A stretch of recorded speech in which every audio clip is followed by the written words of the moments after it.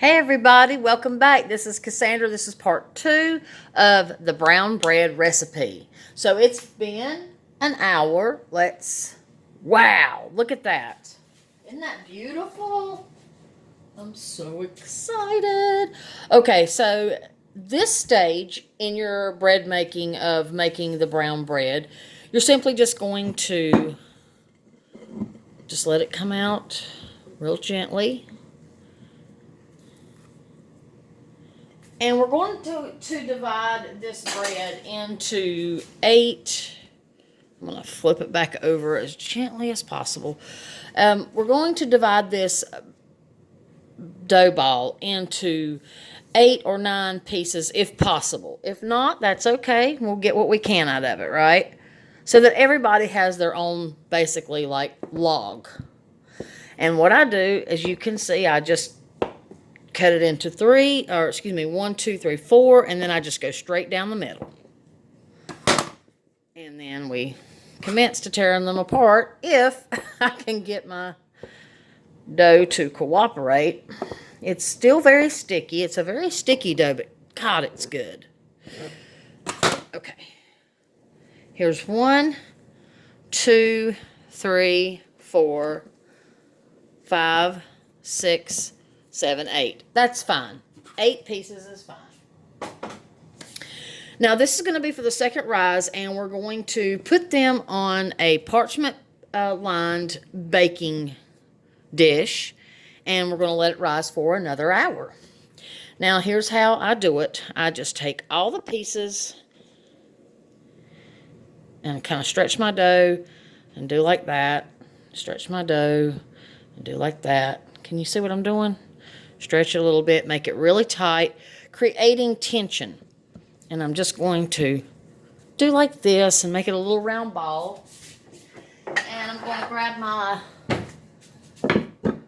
rolling pin, and I'm going to add some flour to my rolling pin. And I'm going to roll this out.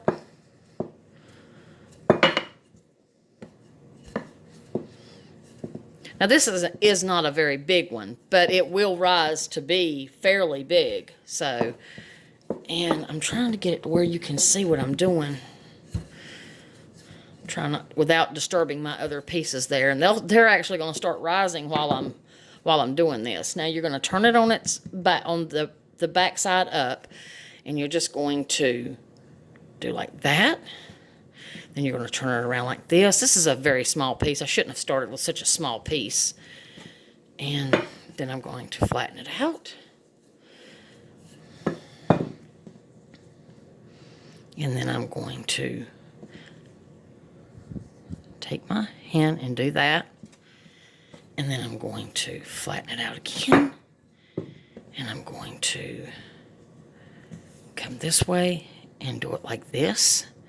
And I'm just going to take palm of my hand, and I'm going to put the seam down, and I'm going to lay this on my baking sheet. Allow me one moment. I'll show you what it looks like when I'm done, because it'll actually start rising. Now let me see if I can get this in better sight for you. I'm just going to pull it tight to create tension, because you need that tension so that your logs will rise up instead of out. Now I'm just going to do this, roll it around. Okay. And then I'm don't want to, now. There we go. Just watch what I'm doing.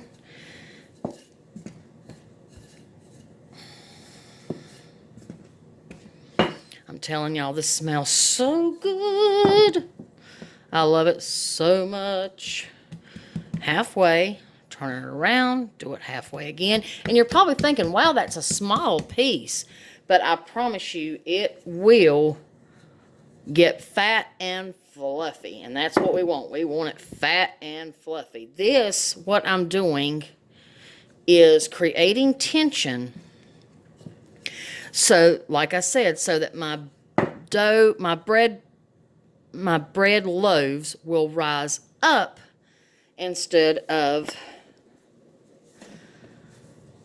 flattening out. Now that looks small, right? But I promise you it's going to get big and fat. Let's do a bigger piece so that you can see it really good. And see, this dough is so good and active. The yeast is so active that it's already rising just already right now, which is good. But this one you can see it a lot better. Kind of pulling my dough a little bit without tearing it, going all the way around, bringing all the sides in. See what I'm doing? Can you see that? I don't even know if you can see it. I'm too busy doing this because this is actually going to be for our dinner tonight. Just bringing it in. See how I'm doing that? And I'm creating a good tension. And now, ooh, just roll it around. It took me forever to practice this little trick right here. I was like, what am I doing wrong? Now we're just going to roll it out one way, then flip it around, roll it out the other way. This is going to be a fairly big log. I'm telling y'all are going to love this brown bread. It's a very old-fashioned recipe. God, it's delicious. All right, we're going to turn it on its backside. We're going to roll it halfway, kind of like you're folding a letter, and then come that way, then take your rolling pin and go like that. And then you're going to bring it right here, and with that part of your hand, you're just going to go boop, boop, boop. Then you're going to turn it around, going to flatten it, and you're going to bring this side like this. You're going to do the same thing with your hand. Doop, doop, doop, doop. I make the craziest sounds. That's so pretty. Let's see that. The seam side's going to be down. Boy, that's going to be a big one.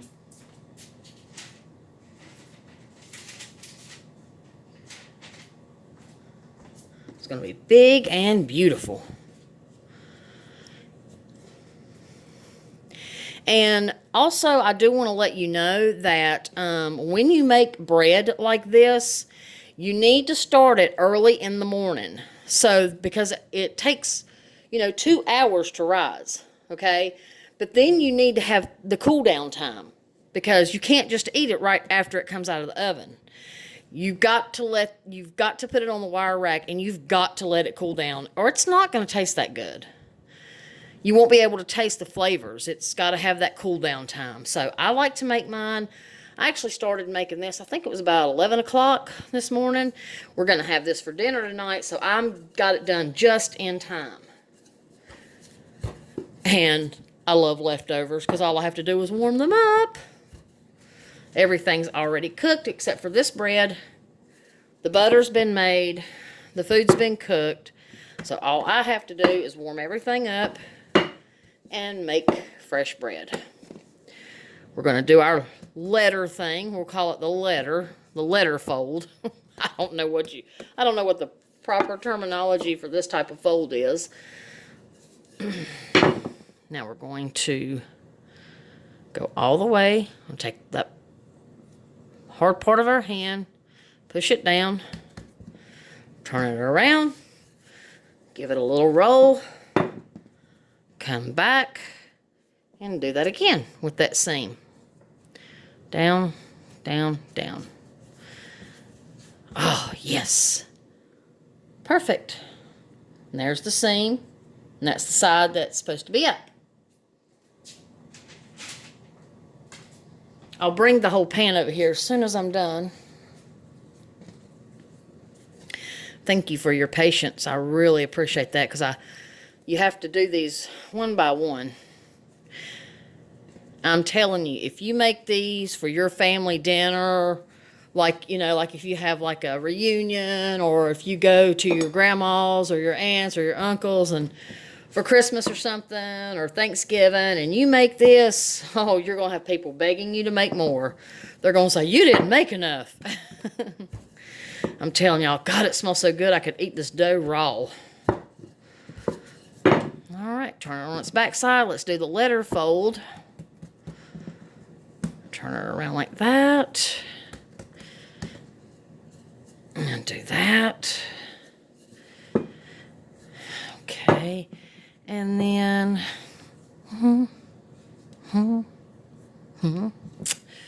I know I make funny sounds. And roll it out again. But this is the secret to when you're making baguettes or any type of bread, like French bread, that's in a log fashion. This is the secret on how to, there's the seam. See, there's the seam, perfectly centered, smooth top. This is the secret to making French bread, baguettes, any type of bread that you want in a log. That is the secret to making it. When it rises, it's going to rise upward instead of flat. Some things we want in life fat, and bread is one of them. Ooh, I love bread. I love this bread.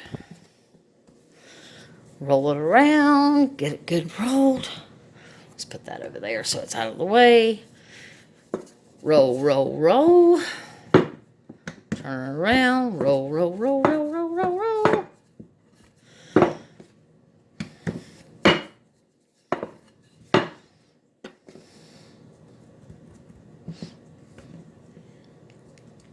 And my hands are very clean. Just for FYI.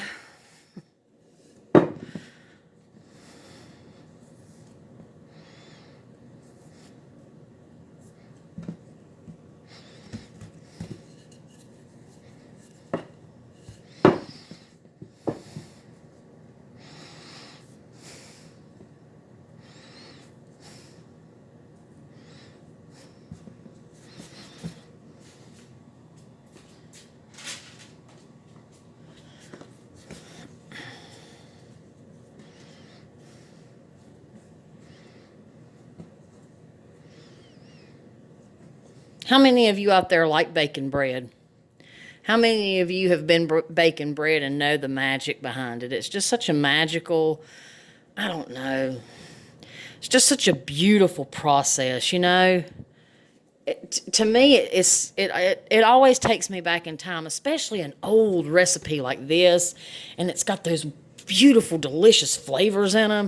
It just takes me back to a time and place that I've never been. Now, I know that sounds crazy. Probably sounds crazy to all of you, but it does. It takes me back to a place that I've never been. But it's like I have a memory. I don't know. I love it. Makes me feel like I'm in a fairy tale land or something. Because I'm a big fairy tale lover. I love fairy tales. And I love enchanted towns with cobblestone streets.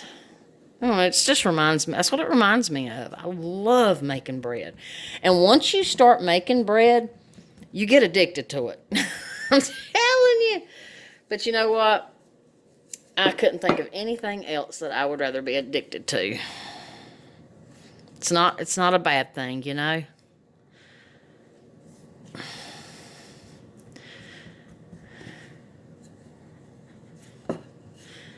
Nothing wrong with that at all.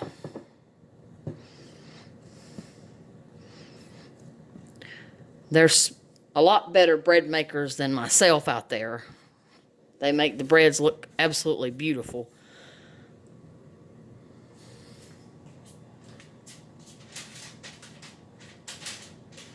And when I see these people, I admire them so much. Because this is not for everybody. It takes a talent and a skill to master true bread making, especially without a bread machine. I do not have any interest whatsoever in buying a bread machine. I want to do it the old-fashioned way, because to me, that's the best. I do wish I had a brick oven, though.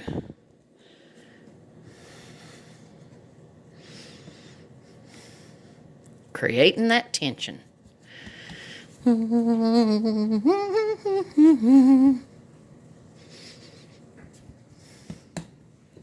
Isn't that just gorgeous? I wish y'all could smell it. Oh, God.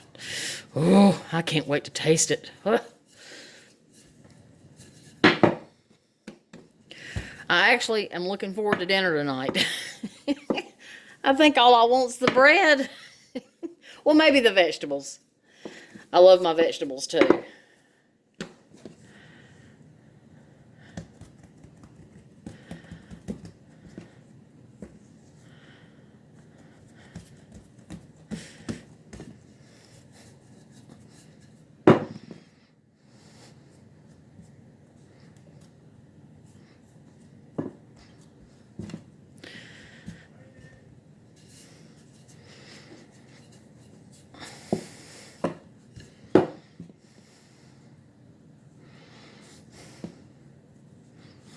I love it when the house is quiet and I'm home making bread.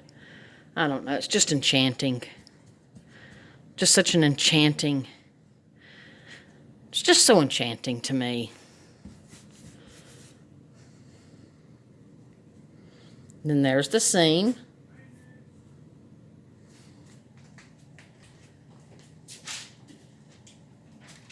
Now, as you can see, this is actually already rising.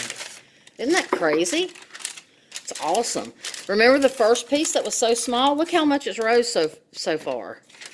Now, I have to be careful because they will get so fat that they'll actually start to stick together, and I don't really want that. So let me put a smaller one over here. There we go.